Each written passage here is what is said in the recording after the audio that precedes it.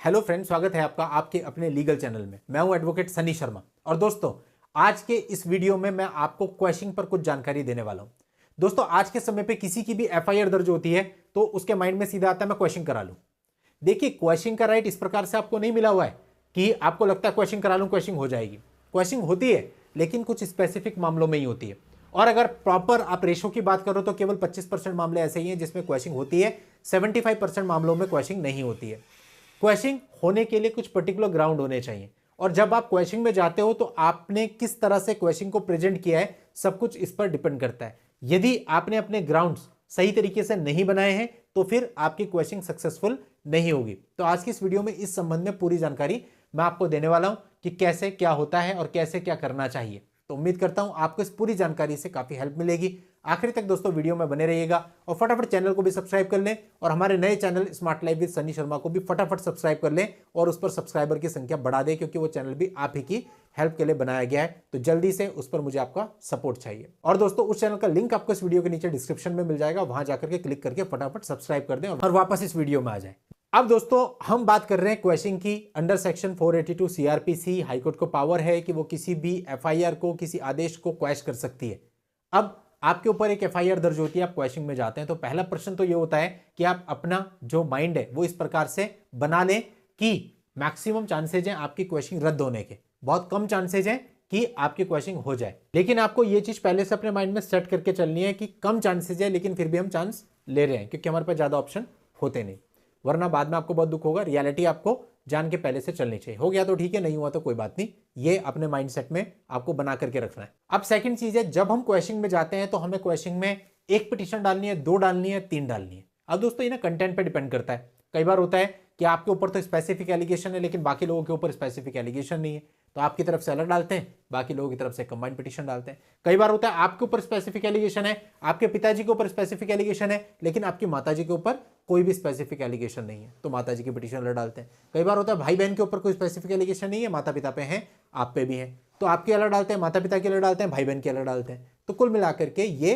परिस्थितियों पर डिपेंड करता है। सिर्फ स्पेसिफिक एलिगेशन का तो मैं एक उदाहरण ले रहा हूं, और भी बहुत सारी चीजें हो सकती हैं ऐसी जो देखनी पड़ेंगी। अब क्या हुआ, फाइनली हमने क्वेश्चन को फाइल कर दिया। अब बहुत सारे लोग कहते हैं साहब मेरे पास तो बहुत सारी एविडेंस है और इन एविडेंस के बेस में मेरी क्वेश्चन तो यूं हो जाएगी। देखिए, यहां पर सुप्रीम कोर्ट का एक जजमेंट था जिस पर मैंने ही वीडियो बनाया था कि सुप्रीम कोर्ट ने कहा था कि जो क्वेश्चन है इसमें कोई मिनी ट्रायल नहीं चलना चाहिए। यानी कि कोर्ट को कहीं से भी ऐसा प्रतीत नहीं होना चाहिए कि आप ट्रायल चलाने की कोशिश कर रहे हो। ट्रायल से मतलब जहां पे हम साबित करते हैं अपने विटनेस से और सबूतों से कि भाई ये मामला झूठा है।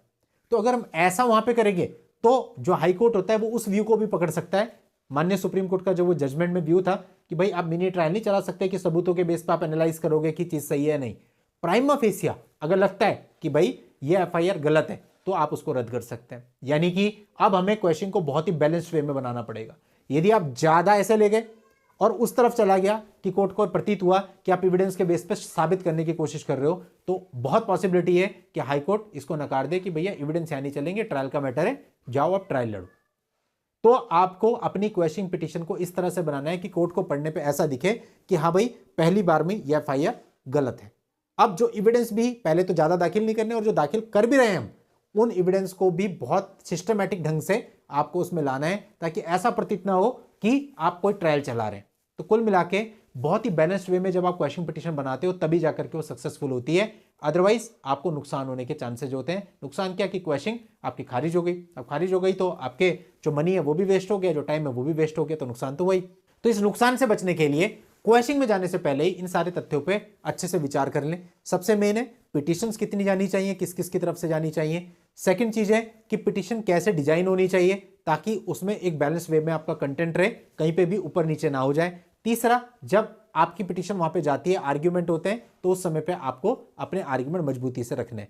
हालांकि मैं यहां कहूंगा कि क्वेश्चन के टाइम पे जो पेपर होता है, जो डॉक्यूमेंट्स होते हैं, उसकी वैल्यू ज्यादा होती है, लेकिन फिर भी हमें कोशिश करनी चाहिए कि हमें दोनों तरफ बराबर ध्यान देना है, पेपर वर्क पे भी और उसके बाद आर्ग्यूमेंट पे भी।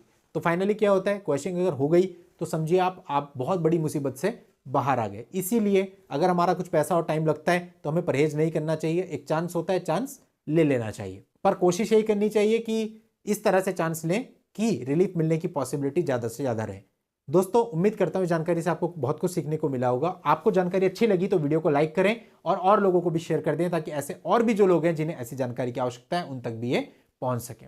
चलिए दोस्तों, आज के इस वीडियो में इतना ही। नेक्स्ट वीडियो में नई जानकारी के साथ मैं आपसे फिर मिलता हूं। तब तक के लिए goodbye and thank you for watching. Take care.